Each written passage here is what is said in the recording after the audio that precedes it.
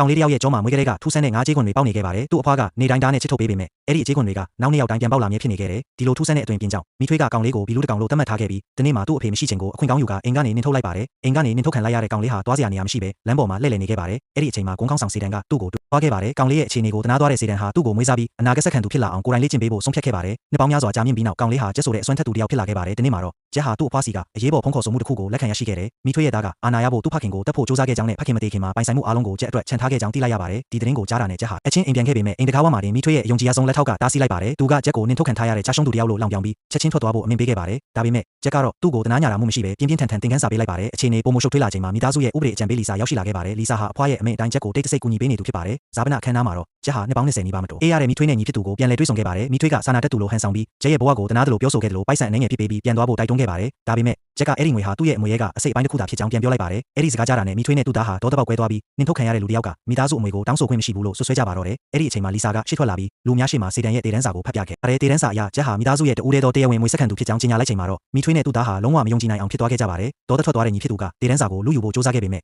ကျက်ကသူ့လက်ကောက်ဝတ်ကိုတင်းတင်းကြပ်ကြပ်ဖမ်းဆုပ်ထားလိုက်ပါတယ်ပြီးတော့နောက်တစ်ချိန်ရိုင်းဆိုင်ပြောမယ်ဆိုရင်သင်ခန်းစာကောင်းပေးမယ်လို့သတိပေးလိုက်ပါတယ်ဒီမြင်ကွင်းကိုမြင်ပြီးနောက်မိထွေးဟာခဏတာနောက်ဆုတ်သွားခဲ့ရပေမဲ့လက်မလျှော့ခဲ့ပါဘူးအဲ့ဒီနောက်မှာပဲသူမနဲ့သူ့သားဟာလူဆိုးတစုကိုကျက်ကိုတက်ပစ်ဖို့ဆေးလွတ်လိုက်ကြပါတယ်ဒါပေမဲ့သူတို့ဟာကျက်ရဲ့အစွမ်းကိုရှော့တွက်ထားခဲ့ကြပါတယ်ကျက်ကလူဆိုးအလုံးကိုအလွယ်တကူအနိုင်ယူပြီးသူတို့ရဲ့အစီအစဉ်ကိုဖျက်ဆီးပစ်လိုက်ပါတယ်နောက်တစ်နေ့မိသားစုအစည်းအဝေးမှာတော့မိထွေးနဲ့သူ့သားဟာနောက်ထပ်တေတန်းစာတစ်ဆောင်ကိုယူဆောင်လာပြီးမိသားစုအကြီးအကဲတွေကိုလက်ထိုးကကျက်ရဲ့တေတန်းစာကအတုဖြစ်တယ်လို့ထွက်ဆိုခိုင်းခဲ့ပါတယ်ဒါပေမဲ့အရေးကြီးတဲ့အချိန်မှာကျက်ရဲ့အဖွားပေါ်လာခဲ့ပါတယ်သူမကမိထွေးသားရဲ့မကောင်းတဲ့အကြံစီအလုံးကိုလူသိရှင်ကြားဖော်ထုတ်လိုက်ပြီးကျက်ဟာတရားဝင်အမွေဆက်ခံသူဖြစ်ကြောင်းထပ်မံအတည်ပြုပေးခဲ့ပါတယ်တို့ပေမဲ့မိထွေးနဲ့သူ့သားကတော့အဖွားရဲ့စကားကိုလုံးဝဂရုမစိုက်ခဲ့ကြပါဘူးသူတို့ဟာမိသားစုဝင်အလုံးကိုကျက်နဲ့အဖွားကိုဆန့်ကျင်ဖို့လှုံ့ဆော်ခဲ့ကြပြီးကျက်ကိုအနေရကြီးတဲ့အခြေအနေတစ်ခုတည်းတွန်းပို့ဖို့စူးစမ်းခဲ့ကြပါတယ်အခုတော့မိထွေးနဲ့သူ့သားဟာသူတို့ရဲ့နောက်ဆုံးစီစဉ်ကိုစတင်လိုက်ပြီဖြစ်ပြီးကျက်ကိုဖယ်ရှားဖို့လူတစ်ယောက်ကိုအမိန့်ပေးလိုက်ပါတော့တယ်